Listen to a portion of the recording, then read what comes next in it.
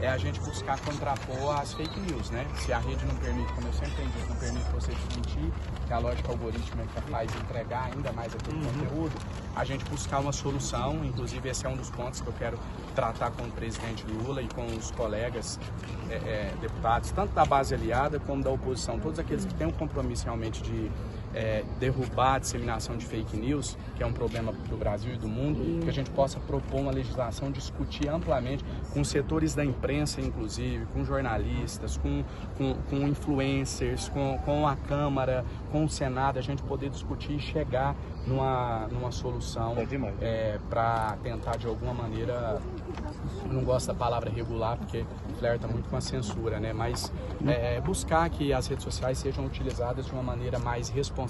O projeto de fake news estava na Câmara, inclusive o deputado Orlando Silva era o relator. É uma possibilidade voltar a ser discutido? O senhor gosta do projeto? Eu gosto, mas eu acho que a gente precisa aperfeiçoá-lo. Eu acho que a gente precisa debater de uma maneira mais profunda. Esse é um desafio gigantesco. Eu, apesar da forte participação que eu tenho nas redes sociais, por exemplo, eu não tenho a resposta. Até acabei de falar com um veículo de imprensa americana e a gente falava sobre isso, né? Você tem como principal propulsor das redes sociais, da notícia nas redes sociais, a velocidade. Tudo ali funciona na velocidade da luz. Essa coisa funcionando na velocidade da luz não coaduna muito com os princípios democráticos, onde você precisa amadurecer, debater. Então, qual a solução? Como você manter essa comunicação? Porque a gente utilizou algumas técnicas ali de campanha que durante o período eleitoral é bacana, mas não tem nada de democrático em você centralizar uma comunicação do tipo, olha, todo mundo faz isso agora, todo mundo fala aquilo. Então a gente precisa desenvolver um meio, e para mim passa por responsabilizar criminalmente com inelegibilidade quem divulga fake news nas redes sociais, para que a gente não fique refém dessa velocidade da luz, né? Que vocês, por exemplo, da imprensa, não podem seguir essa velocidade da luz com as redes sociais, porque vocês têm responsabilidade, vocês precisam checar antes, vocês precisam averiguar antes de divulgar uma notícia, e quem está ali na rede não tem toda essa obrigação. Então fica uma disputa injusta. E elas diminuíram depois do resultado ou aumentaram pelo contrário? E essa é a minha grande preocupação. Não minha, né? Eu estou dizendo minha também, é uma preocupação da campanha do presidente Lula, da presidente Gleisi, que você percebe que no dia seguinte às eleições, eles continuavam num ritmo como se não tivesse, as eleições não tivessem acontecido ainda. Né? Do ponto de vista de mobilização, isso é bacana, continuar, mesmo sendo oposição, isso faz bem para a política, você continuar mobilizado, participando, mas eu estou dizendo em relação à divulgação de fake news. Teve uma mentira que eles divulgaram, por exemplo, já na noite do dia 30, que não, na realidade paralela da terra quadrada do mundo bolsonarista já é uma verdade, que é a divulgação lá de que o José Dirceu estaria comandando um gabinete de transição, que é a nomeação de todo ministro, teria que passar por isso, e a gente não pode continuar subestimando, minimizando isso, do tipo, não precisa desmentir porque ninguém vai acreditar nisso. Vai acreditar, a gente está falando da turma que acredita que a terra é quadrada, que vacina da AIDS, que nós vamos ter uma intervenção militar, então esse pessoal acredita, e a gente precisa ter esse trabalho constante, né, do outro lado, o nosso lado, e aí quando eu digo o nosso lado vai além do lado do presidente Lula, mas o campo democrático como um todo, todos que têm esse compromisso em combater a disseminação de fake news, essa é uma preocupação mundial, a gente tem a obrigação de responder à altura. Se eles não cansam de divulgar mentiras, a gente não pode cansar de divulgar verdades. O senhor veio fazer aqui hoje? O senhor veio conversar com quem? Eu vou pegar alguns dados agora relacionados a questões econômicas, principalmente, para a gente começar a fortalecer essa comunicação nas redes, a comunicação da transição mesmo, né, levando para todos os públicos das redes sociais de uma maneira mais popular, mais direta, todo o trabalho que a comissão está fazendo. Eu dizia que o trabalho que está sendo feito até aqui é um trabalho técnico, que é necessário.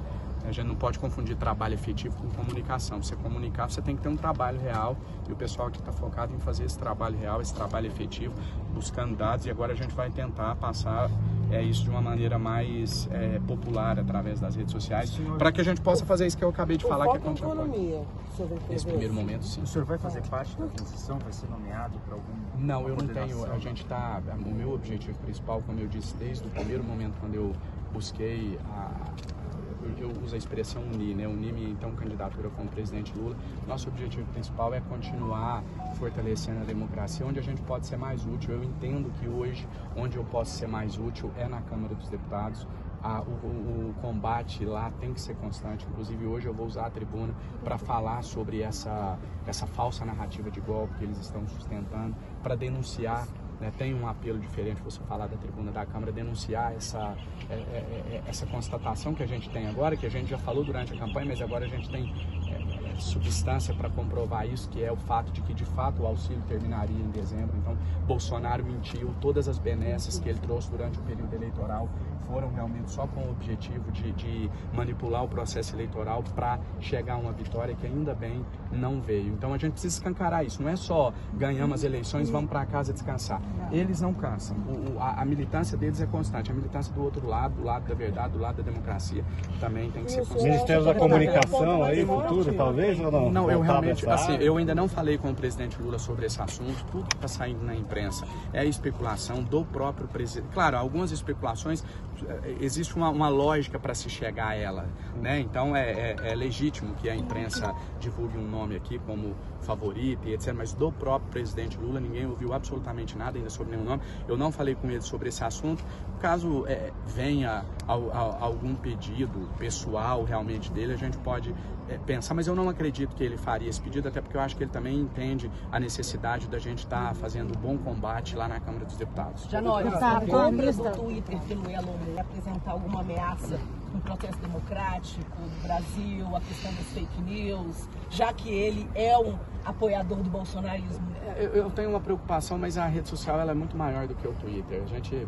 Eu sempre tenho dito que nós vivemos em bolhas, a gente não pode perder essa noção de que vivemos em bolhas e achar que a nossa bolha corresponde à realidade. Isso é a essência do bolsonarismo. Do mesmo jeito que muitos aqui talvez não sabiam que o Facebook ainda é forte, eu, por exemplo, não sabia que o Twitter praticamente existia até alguns meses atrás. Então, não me preocupa, o Twitter não tem o condão de chegar nas massas, de definir o rumo de uma eleição. Claro que tem o seu peso, tem a sua influência, mas não acredito que seja tão grande e também acredito na força do mercado, né? Eu não acredito que na hora que anunciantes comecem a fazer uma debandada do Twitter, que ele vai manter esse posicionamento, que até aqui a gente percebe também ser antidemocrático. Por que você vai começar por economia? Porque você acha que é uma falta de comunicação nessa área para a população em massa? Porque é a preocupação do povo brasileiro, é a preocupação daqueles que realmente definem a eleição, é a preocupação daqueles que realmente foram afetados pela péssima gestão do governo Bolsonaro na economia e que serão afetados positivamente ou negativamente dependendo do desempenho do governo Lula. Então é para essas pessoas que a gente precisa comunicar de forma prioritária, né? Por exemplo, o episódio do Paulo Guedes, que já disse isso em algumas entrevistas e repito, para mim definiu a eleição. A eleição foi definida naquele momento, né? Todos aqueles episódios como Carla Zambelli, Roberto Jefferson, eles são distrações, né? Infelizmente, porque o bolsonarismo já naturalizou aquilo, que faz parte da essência deles, mas as pessoas realmente que foram sacrificadas pelo governo Bolsonaro foram ali que elas se sentiram tocadas com o risco de uma desvalorização do salário mínimo. E o que a gente tentou fazer ali? Tanto que eles tentaram derrubar todas as nossas lives sobre aquele episódio alegando fake news e não conseguiram, porque não era uma fake news. Quando a gente disse ali que vou usar no Facebook o termo desindexação, que as pessoas não vão entender. E quem realmente é afetado por essa medida não vai entender. Então a gente busca esse linguajar popular para que essas pessoas que realmente são afetadas por essas ações possam participar do debate. Nós não vamos ter uma democracia plena no nosso país enquanto a gente continuar achando que a grande mídia e o Twitter são quem dita as tendências. A grande mídia tem o espaço dela, o Twitter tem, todos são igualmente importantes, mas esses que estão à margem da sociedade também têm. Se a gente não colocar o semi-analfabeta, a empregada doméstica, o servente do pedreiro, o motorista do Uber para discutir política e para entender o que a gente está falando aqui nessa roda, a gente não vai ter uma democracia.